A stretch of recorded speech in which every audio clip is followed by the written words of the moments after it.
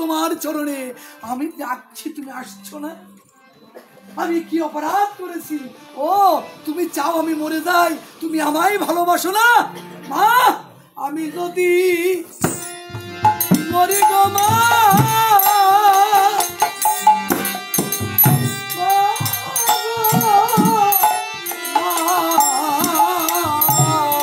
আমি যদি মরি গো মা,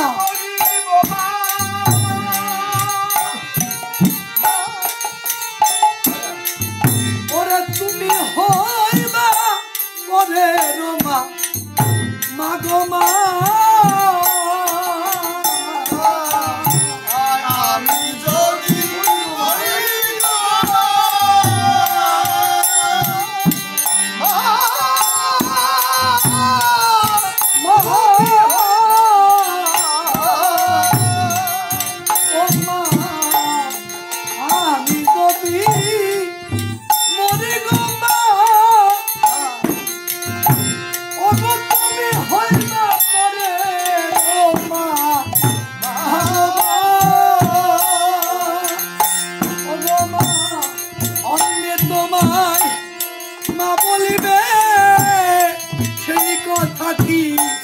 এই প্রাণে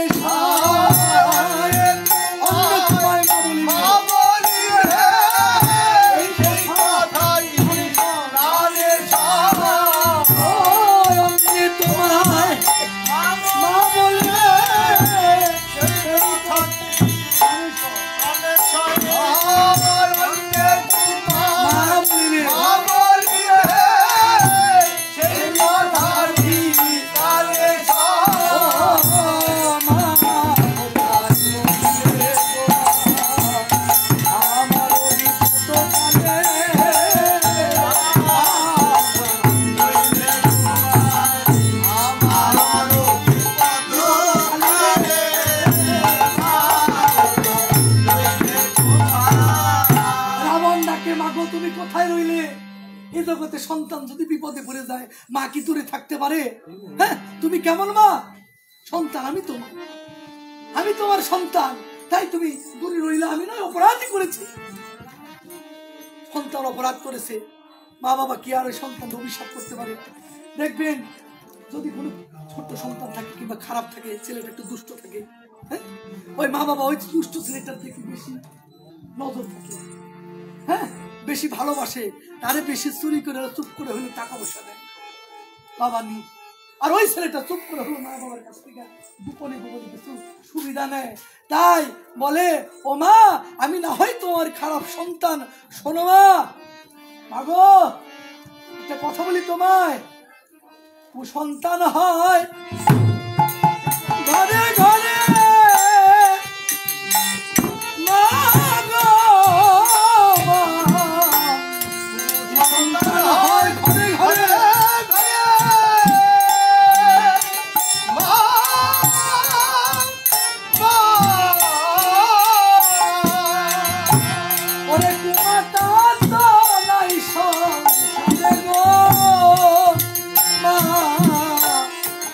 সন্তান হয় ঘরে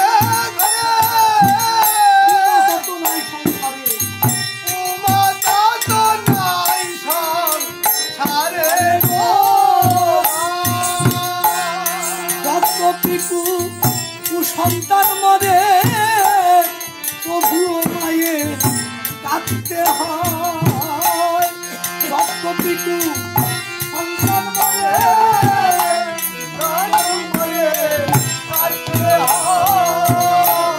রক্তপিটু সন্তান মরে, যদি কুসন্তান কিছু হয়ে যায় ওই মায়ের বুক আগে কাঁপে। তাই রাবণ বলে রক্তপিটু সন্তান মরে তবুও মায়ের কাঁদতে হয়। কুসন্তান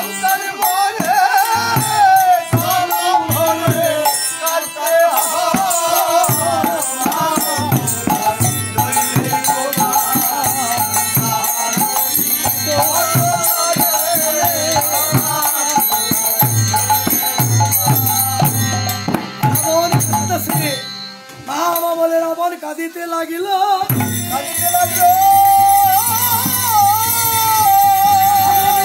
একটা শক্তি মহামায়া দর্শন দিল।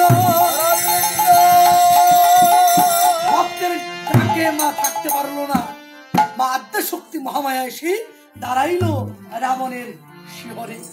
রাবণ বলে মা আমি না হয় অপরাধ করেছি, তাই বলে তুমি আমায় ছেড়ে যুদ্ধক্ষেত্রে থেকে এলে? তুমি জানো না সন্তানে যদি মাকে না পায় তাহলে এই সংসারে সন্তানের কি আর সুখ লাগে? আর কোনো সুখ নাই, কারণ এই জগতে মায়ের মতো আপন কেহ নাই। মা জননী নাই রে যাহার, ত্রিভুবনে আপন কেহ নাই রে, মায়ের মতো আপন কেহ নাই। কোটি কোটি টাকা দেওয়া যদি সুখ পা, ওই সুখ আর সুখ না।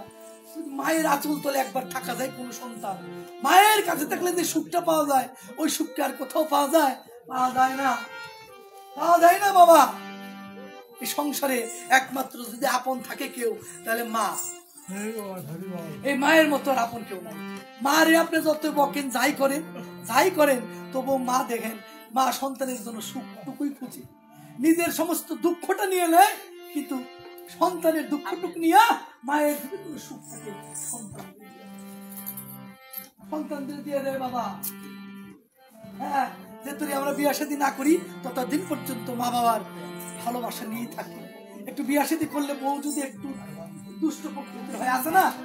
আপনারও মানে আমাকে ওইসব দেশে নাই, অন্যান্য দেশে আছে, এই যে এগো দেশে আছে দুষ্ট প্রকৃতি, কিন্তু বউ আছে না তারা বিয়ে করে একটু কুবুদ্ধি দেয়, কুবুদ্ধি দিয়ে স্বামীর আলাদা করে ফেলায়। আমাদের দেশে নেই, আমাদের দেশে সবাই ভালো কাকা, আপনাকে বারো বলে ভালো, সবখানেই ভালো। খালি এই এগো দেশে কোনো দিন এগো বাড়ি চিনি না, জানি না এগো দেশের মানুষ একটু বেকা। তাই যদি কোনো স্ত্রী যদি সে বুঝে না রে আমিও তো একদিন শাশুড়ি অমু না, শাশুড়ি অমু না, নাকি সারা জীবন এমনি থাকবাম? এমনি তো থাকবাম না, একদিন আমরাও শাশুড়ি হব। আজকে শাশুড়িকে যদি একটু গালিগালাজ করি, বৃদ্ধ হয়ে গেলে তো মানুষের এমনি সব শেষ, শক্তি কমে যায়, বল কমে যায়, চোখে দেখে না, দাঁত পড়ে যায় মা।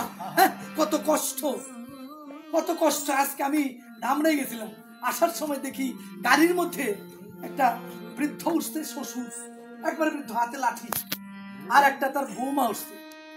এখন বৌমার কাছে আমার একটা বাচ্চা, তো শ্বশুরে আগে উঠলো, ওই বুড়া বেটা অন্তত 90 বছর বয়স উঠে নিয়ে আমার সালামালকে দিয়েছে, চিনে না ধারে দেয়, হ্যাঁ সালামালকে দেয়, ভালো উঠছে। উঠার পরে উনি ওই সামনেই বসছে, সামনে দিয়ে থাকে ড্রাইভারে, ওইখানেই বসছে। আর ওই বৌমা করলো কি, ওই শ্বশুরের লোকেই বসছে। আমি বললাম আমরা সামনে, বললাম আপনার সিট আছে, সিটে বসেন না, আমার শ্বশুর মশাই উনি যাইতে পারবো, আমার শ্বশুর বাবা এনেই থাকবো, তাই আমিও নেই থাকবো। হ্যাঁ, মানে উনি ওনার শ্বশুরে ধরে রাখছে, বৃদ্ধ হয়ে গেছে। তো মনে মনে ভাবলাম ভাই রে, এখনো দুই একজন ভালো মানুষ আছে, ভালো বৌমারা আছে যারা শ্বশুর শাশুড়ি ভালোবাসে। ভালোবাসতে হবে মা, কারণ একদিন আমি শ্বশুর হব, আমি শাশুড়ি হব, আমিও একদিন একেবারে এমন হয়ে যাব যে আমি চলতে পারবো না। এই দেহ তো এমনি থাকবে না মা, সুন্দরতা তো সারা জীবন থাকবে না, একদিন আমি এই সুন্দরতা থেকে মুসলিম মানে একেবারে অসুন্দর হয়ে যাব। তাই সময় থাকতে আমরা মা বাবা যারা আছে, শ্বশুর শাশুড়ি আছে, আসুন আমরা জানি তাদের একটু সেবা যত্ন করি। এই কারণে করবো যে